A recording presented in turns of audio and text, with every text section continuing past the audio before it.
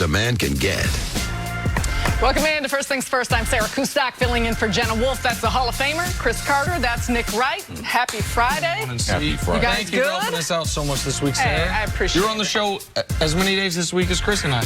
All 5 days. I didn't do any heavy lifting. I was just riding coattails. That's not true at all. Thank you so much, Sarah. I love it. Update on Nick Wright's hair. We're getting a little more of a comb over. He's got a little part coming.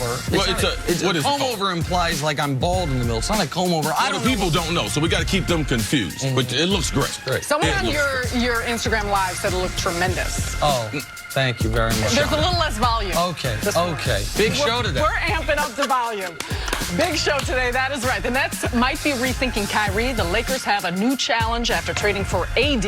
But we start with Zion Williamson. Not surprisingly, he was the first pick in the NBA draft last night. The freshman phenom out of Duke is heading to New Orleans. He's been the presumptive #1 overall pick for months, but he was still emotional after his name was called. I don't even see him real. I just shook his hand. I dreamed about this since I was 4. And for it to actually happen, I just thank God for it. Look, this is not somebody who's supposed to be the savior of this franchise. That's not what this is. This is a 19-year-old kid who's going to spend this year learning how to play winning NBA basketball. And everything that we're doing from now until the end of our time here as a franchise is going to be about long-term sustainable success. This is Drew Holiday's team. Zion is going to be part of learning how to win at a really high level. And at some point, if there's a time that the baton gets passed in terms of who's expected to carry us to win games, it will.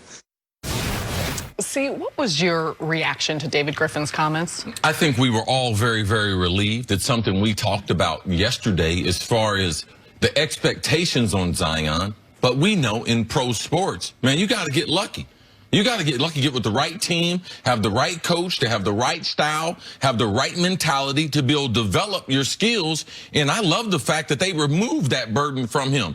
You will never hear a first-round pick people say what David Griffin said to be able to clear that up. Man, this is Drew Holiday's team. That was great. Zion should be relieved. He should be relieved that they did win the lottery, and they're going to be able to put a plan in place, sustainable success. That's the difference between the great players and the good players. That was one thing, Nick, when we got together, he would question me and say, Chris, man, like, what do you think, like, is the difference? I said, Nick, how long can you keep your prime, keep it open, and stay to be a dominant player? Once you achieve your full ability, how long can you stay there? How high up the mountain do you get, and how long can you stay up there? When you're talking about, when I like to rank players, we're talking about how good was somebody. It's one, like Tracy McGrady is just as a for instance. His peak was super high, but he couldn't stay there that long. And so how quickly can you get to your peak, and how long can you stay there? And I really believe in institutional stability. I believe in structure. I believe in general managers. I believe in coaches.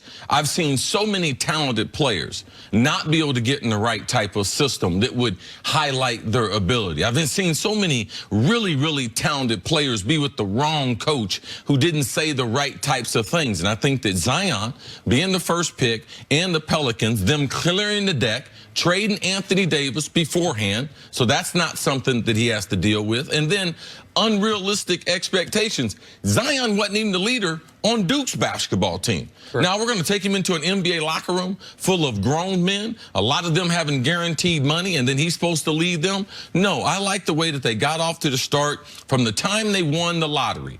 They didn't even announce that they were going to pick him. And then how they have proceeded since then and the talent that they're putting around him, I'm very, very comfortable with one of the most talented guys we have coming into the NBA that, yes, he will be the star that everyone's projected him to be. David Griffin did get one thing wrong, though, in his press conference. Zion's not 19. Don't turn 19 for a couple more weeks. He's only 18 years old. He is the youngest, the first player ever drafted who was born in the 2000s. R.J. Barrett also, but R.J. Barrett turned 19 last week. Zion's a few weeks younger than him. But juxtapose this to the previous guy who had this type of hype, not necessarily because of his play, but because of his dad and his personality when he was drafted. And that's Lonzo. And what was said about Lonzo by the person running the Lakers right after he was drafted? He's going to have a banner.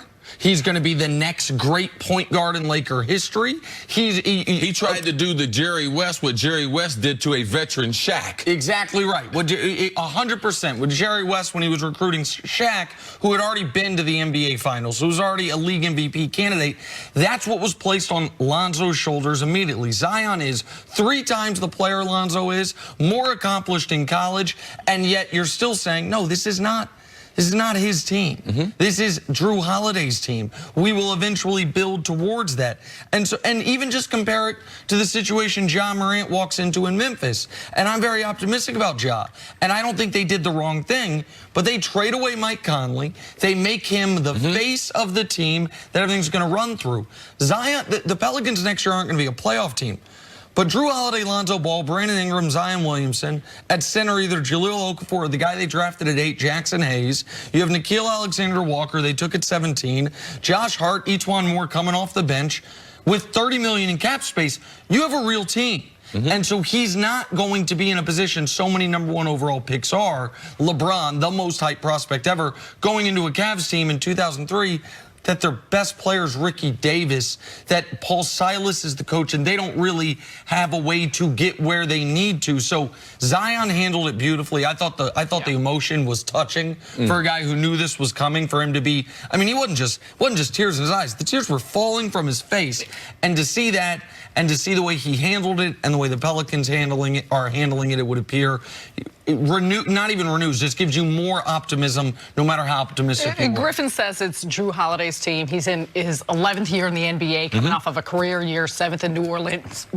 But see, is there a distinction between being someone's team and being the face of the franchise? Well, I think that they're in a process. I think that even with the Bensons, as far as them resetting, recalibrating everything, when they hired David Griffin, that it's going to be a process, because trying to sell seats and trying to market the team is totally different than who's going to lead the team. And in the 4th quarter, with 8 minutes to go, who's going to run the offense and who's going to get buckets for me. So I believe that they'll go about those things in the right way. It's really important that Zion is doing all the right things. I don't believe that they're going to have him over-marketing him. I believe he's in enough market. He might have wanted to be in New York, but he don't know what he was asking for. I think he's going to be far more comfortable, and I believe they'll do a good job as far as him being one of the faces of the franchise. I think David Griffin did a good job saying, now, if one day that the torch needs to be passed, I believe that's on